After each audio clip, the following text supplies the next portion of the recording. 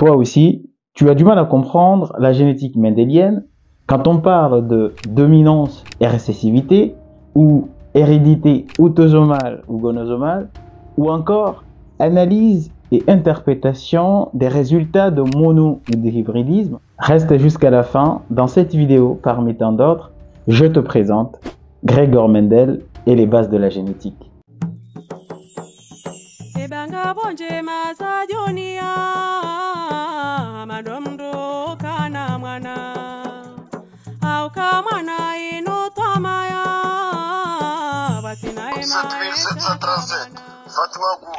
On appelle un gène un fragment de l'ADN qui porte une information, un caractère particulière. La génétique, c'est la science qui étudie la transmission de ces informations d'une génération à une autre.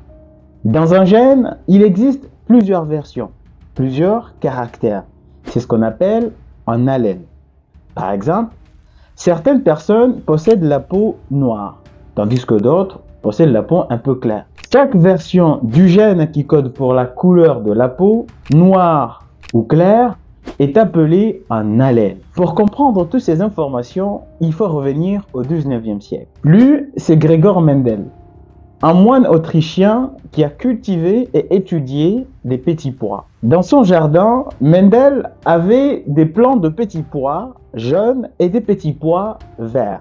Dans un premier temps, Mendel croise deux plants de petits pois jaunes et verts. Il obtient systématiquement des petits pois jaunes. Sur les résultats de cette première génération, appelée F1, il va pour la première fois donner un terme à la supériorité des petits pois jaunes de dominant. Dans un deuxième temps, Mendel va croiser entre eux les plants de petits pois jaunes obtenus à la F1. Et à sa grande surprise, il remarque la réapparition des petits pois verts. En effet, 3 résultats sur 4 étaient des petits pois jaunes et 1 sur 4 étaient des petits pois verts. Il comprit alors que l'allèle vert n'était pas disparu lors du premier croisement, mais plutôt était caché par l'allèle jaune. Il nomme ainsi le caractère vert de récessif, c'est-à-dire caché. Par définition, l'allèle dominant est l'allèle exprimé entre deux allèles croisés.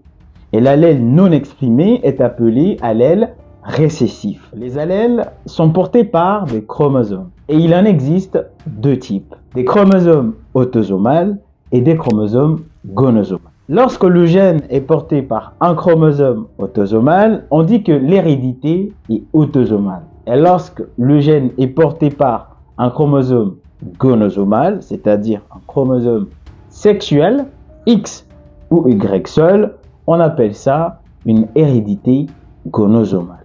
Lors d'un croisement, il y a des caractères qui sont visibles. C'est ce qu'on appelle un phénotype. Par exemple, à la F1, on avait obtenu des petits pois jaunes.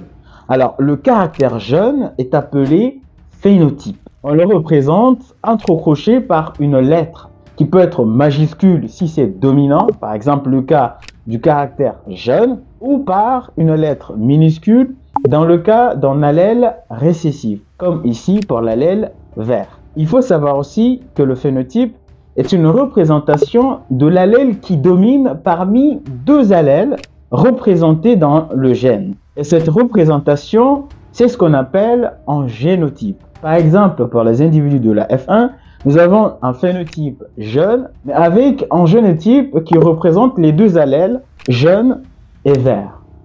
Dans des cas particuliers, on peut étudier la transmission d'un seul gène ou d'un seul caractère. C'est ce qu'on appelle un monohybridisme. Dans d'autres cas, on peut étudier la transmission de deux gènes, deux caractères, et c'est ce qu'on appelle un dihybridisme. Mais on verra tout ça en détail dans une prochaine vidéo. Ce qu'il faut retenir ici, ce sont les termes basiques, notamment gène, allèle, phénotype, génotype, dominance et récessivité, autosomale et gonosomale. Si tu as donc compris les bases de la génétique, réponds à cette question. Avec quoi Gregor Mendel a utilisé pour étudier la transmission des gènes? Petit a des haricots, petit b des roses, petit c des petits pois.